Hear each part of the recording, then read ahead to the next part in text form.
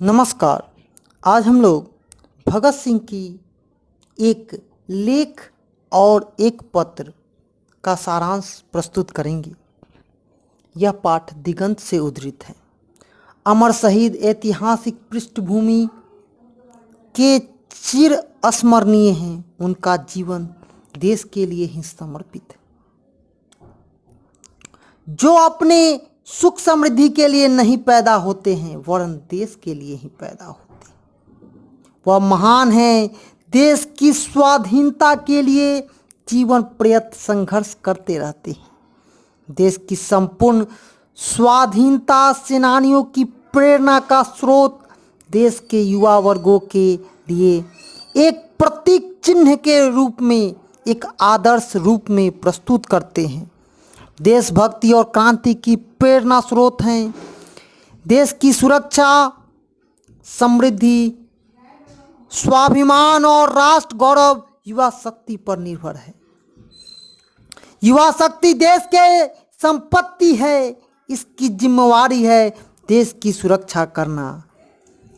आम व्यक्ति कहते हैं कि युवाओं को पठन पाठन के अतिरिक्त कुछ भी सोचा या किसी अन्य कार्य के लिए संलग्न होना उचित नहीं है, लेकिन अध्ययनवास से ही उनके जीवन के भविष्य सुरक्षित होना चाहिए।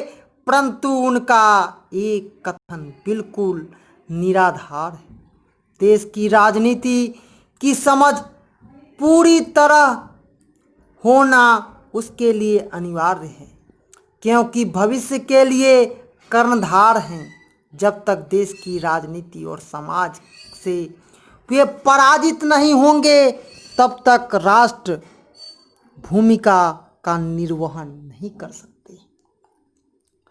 देश पर निरंतर खतरा मंडरा रहा है। कब किस शत्रु का आक्रमण देश पर टूट पड़े यह कोई नहीं जानता।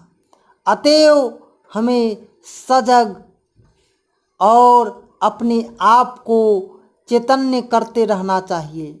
देश की सुरक्षा कर पाएं, देश की आर्थिक, नैतिक, सांस्कृतिक, परंपरागत और सामाजिक परिस्थितियों से अवगत होना चाहिए। युवाओं को ऐसा लगना चाहिए कि हमारे देश की अखंडता को अगर कोई भंग करता है तो उसे हमें किस प्रकार से जवाब देना चाहिए। मात्र पुस्तक का ज्ञान पर ही वे देश सेवा के लिए सक्षम नहीं होते हैं। हमें बतलाना चाहिए कि कितनी कुर्बानियों के बाद यह देश आज़ाद हुआ है। इसमें कितने ही क्रांतिकारियों का बलिदान शामिल है। देश की अखंडता की रक्षा के लिए हमारे कितने ही नेताओं ने बलिदान दिया है। व्यवहारिक पक्ष सामाजिक ज्ञान में निवास करता है। यदि अव्यवहारिक हो जाए तो वह किसी काम के योग्य नहीं हो पाएगा। जब कोई जानेगा ही नहीं कि देश में क्या हो रहा है तो क्या हो जाएगा, वह अव्यवहारिक हो जाएगा, अपने देश के लिए खतरा बन सकता है। राष्ट्र धर्म सबसे बड़ा धर्म है। जीवन की सार्थकता राष्ट्रीयता में वास करती है। हम इस देश में जन्म लिए हैं, इस देश के लिए हैं और यह देश मेरा है। जब यह भावना आएगी तो आप देश के लिए ही सोचेंगे। अपनी आवश्यकताओं की पूर्ति में जीवन बंध जाता है तो वैसा जीवन निराशार बनकर प्रमाणित होता है।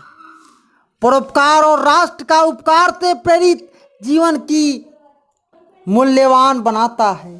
छात्रों को अपने जीवन के अभिप्राय को समझना चाहिए। स्वयं सुख की कामना में नहीं लगना चाहिए और अपने देश के लिए भी कुछ करना चाहिए। जीवन की प्राप्ति का लक्ष्य तय करता है। ऐसी इच्छाएं उन्हें महान बना सकती है। विधाता ने मानव जीवन के सार्थक लेकर संसार में पैदा किया। वह अपनी सार्थकता को पहचानने के लिए और फिर कर्मशीलता अपनाकर अपनी राष्ट्र की भूमिका प्रस्तुत करे तथा समस्त देशवासियों के उपकार की भावना से सेवा करे। जब अपने देश के लिए जो कुर्बान हुए हैं उनके बारे में बताया जाएगा, बालकों के मन मस्तिष्क में उसके बारे में पता होगा, तो शहीद सरदार भगत सिंह ने अपनी युवावस्था का उपयोग राष्ट्र सेवा के लिए समर्पित कर दिया और संघर्ष उनके जीवन का कर्म था। कर्म पथ पर चलकर वे अमर शहीद हो गए और युवा पीढ़ी को उत्साहित कर कर एक नई शक्ति का सृजन कर गए। विद्यार्थी देश का भविष्य होता है। कल का उत्तरदायी विद्यार्थी है। अध्ययन के साथ साथ देश की राजनीति और सामाजिक गतिविधियों से भी उसे अवगत होना चाहिए। उसे समसामयिक विषयों से भी अपने आप को जोड़ना चाहिए। विद्यार्थी युवा होते हैं, इसीलिए देश की राष्ट्रीय शक्ति बनकर उनकी सुरक्षा कर सकते हैं। शहीद भगत सिंह विद्यार्थी की सजगता की आवश्यकता बड़े ही मार्मिक ढंग से प्रस्तुत कर रही हैं। विद्यार्थी सजग तभी तो हो सकता है जब उसकी अंतर में राष्ट्रीयता की भावना उत्पन्न हो। मात्र अपने स्वार्थ से वह विभूति न हो सके। युवा समाज अपने जीवन के सार्थकता का स्वप्न देखकर उसका कर्तव्य निभाता है।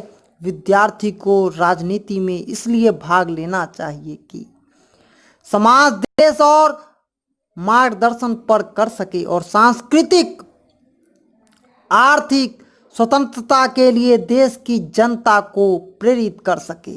जो शिक्षा अपने समाज और देश से नहीं जोड़ सके वह शिक्षा व्यर्थ है। जो विद्यार्थी अपने समाज और देश के हित में सक्रिय न हो वह वास्तव में विद्यार्थी कहने योग्य या कहलाने योग्य नहीं है। भगत सिंह के अनुसार शिक्षा सिद्धांत के साथ साथ व्यवहारिक भी चाहिए और उन बलिदानों को याद करते हुए अपनी मातृभूमि की रक्षाओं के लिए जो भी कर्म करना चाहिए वो हम कर सकते हैं। एक लेख और एक पत्र, ये उनकी बहुत ही मार्मिक रचनाओं में से एक कहा जा सकता है।